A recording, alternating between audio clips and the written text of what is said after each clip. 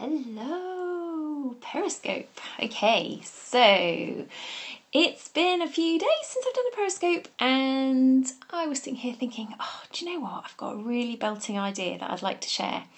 So here I am. I thought I'd come and share. I look like it's the middle of winter, don't I? It's actually quite cool and it's autumnal. So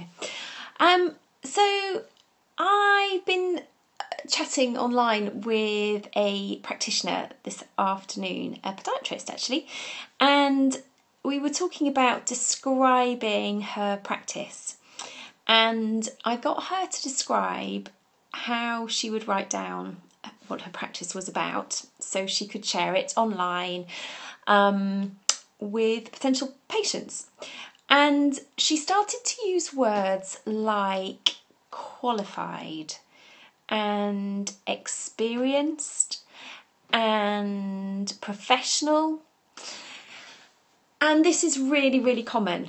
So lots of practitioners whose websites I review, that's what they describe themselves as, which on the face of it sounds like a really good thing, but when you think about it, it's not such a great way to describe your business. So patients have a minimum expectation for a health practice, whether you're a dentist, whether you're an optician, whether you're an osteopath or a chiropractor or a physio or, hello Julia, whatever practice you're in, patients have a minimum, a massage therapist, yeah, of course, massage therapist. So patients have a minimum expectation for what your practice is going to be. So if you use your opening sentence on your website or on your Twitter profile or on your Google Plus page to describe your practice, and you start talking about being qualified, professional, experienced, surely that's the minimum they should expect from you in your practice. Do you not think? So don't waste the words, because certainly on profiles like Twitter and Facebook, you've only got a limited number of words to describe what it is you do. So don't start describing yourself as something that actually is going to be patients' minimum expectations. So patients as a minimum are going to expect you to have a clean practice. They're going to expect you to be insured. They're going to expect you to be experienced. They're going to expect you to probably be registered, depending on what clinical area you're in. They're going to expect you to be qualified and professional. So don't use those words to describe what it is you do. Thank you for the love hearts. Use words that are really going to make a difference and help you engage. Thank you, Julia, for sharing. I'm going to really help you engage with your potentials. Patients, what should I put there? You need to type faster, Julia. We're getting one word at a time. We're getting there. You need to use words that are going to elevate your practice. Because remember, marketing is all about standing out from the competition and managing potential patients' expectations. So when you're describing what it is you do, either on Facebook or Twitter or Pinterest or LinkedIn or on your own website, think about what will raise the bar, what will make you stand out from your competition by sort of the words that you use. So think about things like, what do you do differently? Okay, what is it that you do differently in your practice? And it could be really simple things like, you know what, we treat our patients like royalty. We serve them filter coffee and we give them fresh baked, I don't know, Danish every day or something. What is it that you do differently that would make you stand out? Think about also, what is it you love about seeing your patients? As some of you may know or may not know, I'm a podiatrist, but I can't practice because of the life I choose, moving house every 12 months with my husband's job.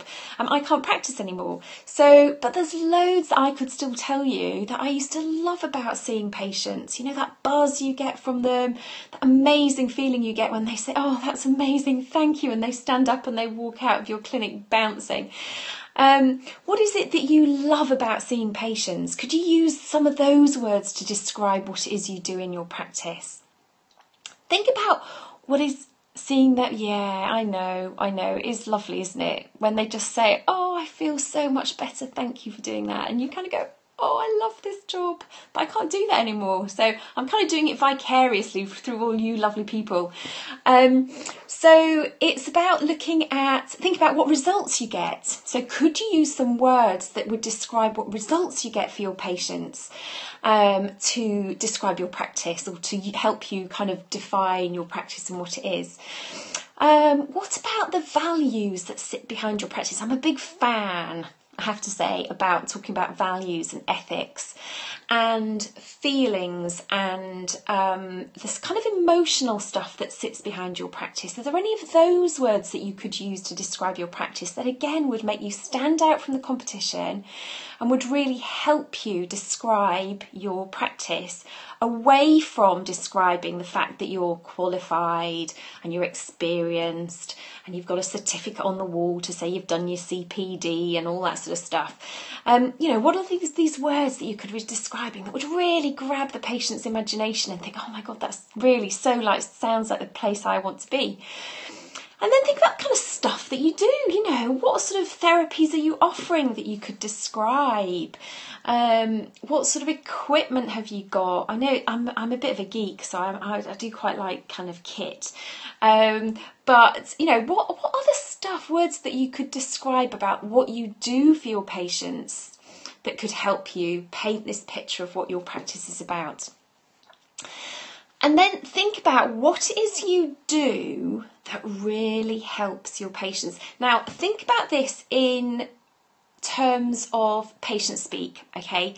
So again, the podiatrist that I was sort of chatting with online earlier, we were talking about her practice and what it is she does, and she says, well, I do biomechanics assessments, okay? So that's great, and saying that your practice does biomechanics assessments is kind of all right, but what you actually want to be doing is speaking in terms of the results that you're going to get. So what's really going to help your patients and what they're going to get at the end of it. So talking in terms of therapeutic value, or talking in terms of actual patient outcomes, or talking in terms of pain relief, and talking in terms of comfort, or I'm just immediately floundering for words, but you know what I mean? All that kind of, those lovely words that can really paint a picture of what you do and the benefits that you get for your patients.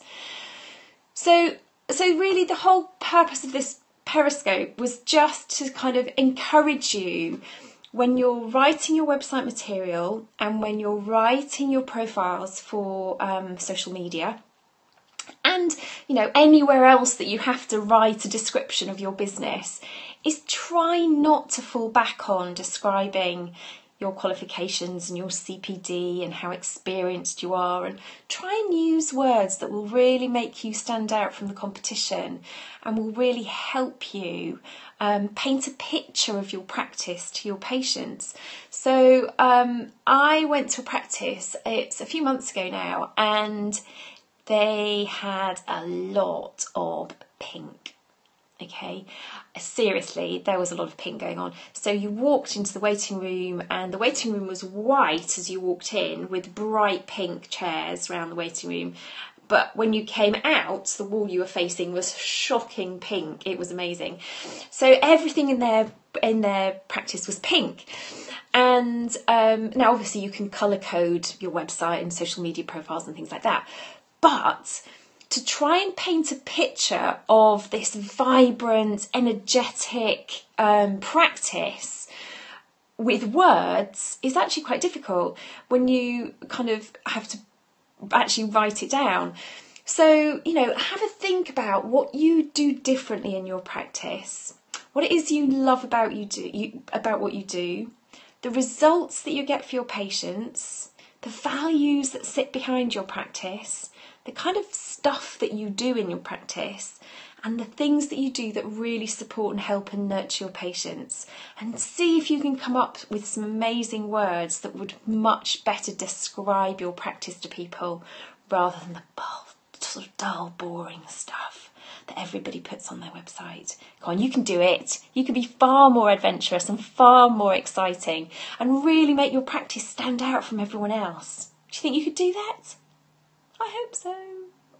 Okay, so that is my rant for today. I hope you've enjoyed it. I hope it's been helpful, and thank you. And if you want to come and join me again, I'll be popping up on Twitter, no doubt. If you want to come and have a chat with me, I'm at jillwoods.com. And I'd love to see you and love to hear from you. If you've got any questions around marketing your practice, just kind of pitch in and join in the conversation on Twitter or on the website. Well, lovely to see you all. Thank you so much for coming along. I hope, it's looking right out there. Hope you enjoy the rest of your weekend. And on Monday, when you get back to work, get there writing that stuff that's really going to wow your potential patients and not bore them to death. Okay, take care. Bye.